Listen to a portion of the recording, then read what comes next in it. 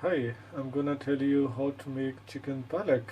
So first of all you have to cut tomato and garlic and you have to put it inside. ये जी हमने गोश्त जो कि chicken है boneless वो ऐड कर दिया है और इसके साथ हमने तिक्का मसाला ऐड कर दिया है। और आप अगर फ्रेश मसाले इस्तेमाल करना चाह रहे हैं या कोई भी डिफरेंट मसाले इस्तेमाल करना चाहें तो आप वो भी कर सकते हैं। जी मसाला मिक्स कर दिया है और अब इसके ऊपर अगर आपने काली मिर्च या एक्स्ट्रा मिर्च अगर आप ज़्यादा स्पाइसी लेना चाह रहे हैं तो वो भी ऐड कर सकते हैं। तो आपने इसको मिक्स करना है और अब आप चूल्हा नीचे जला देंगे। ये जी गोश्त को हमने भून लिए है, इसके अंदर कुछ भी नहीं डाला। टमाटर के पानी के साथ, क्योंकि टमाटर जब बॉयल होगा गलेगा तो उसका पानी निकलता है, इस तरह गोश्त भी अपने फैट छोड़ता है। तो बेसिकली बगैर ऑयल डाले हमने इसको इसमें भून लिया। अब हम थोड़ी देर में पालक ऐड कर देंगे।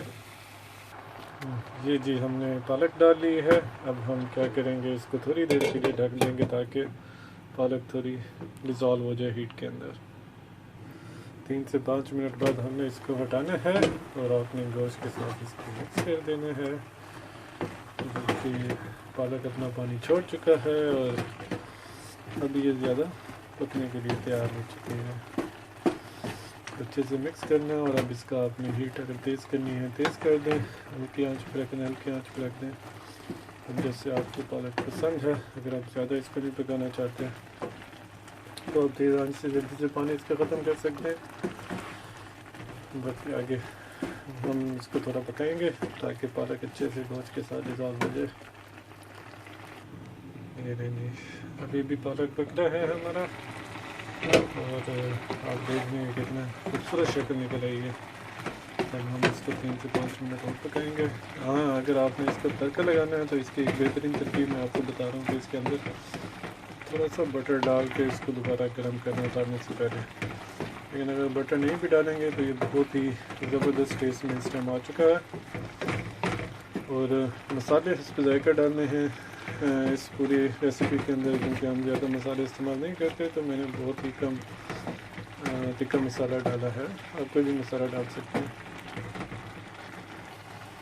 ये हमारा खाना तैयार हो चुका है। कितनी खूबसूरत शक्ल निकल आई है और कितना ही प्यारा टेस्ट बना है इसका। तो मैं ज़्यादा आपसे ये कहूँगा कि अपने खानों में ऑयल का इस्तेमाल बिल्कुल ख़त्म करें। अगर आपको शुरू में लगे कि आपको अच्छा नहीं लगेगा, लेकिन बाद में आपको ऐसे खाने से बहुत ज़्यादा प्यार हो जाएगा। इट्स डिलीशियस, क्योंकि मैंने ये सारा खाना गोश्त के अपने ही फैट के अंदर बनाया है जो कि बहुत ही ज़बरदस्त टेस्ट में आ चुका है। तो खुद भी एक ट्राई करें और बताइएगा कि आपको ये रेसिपी कैसी लगी।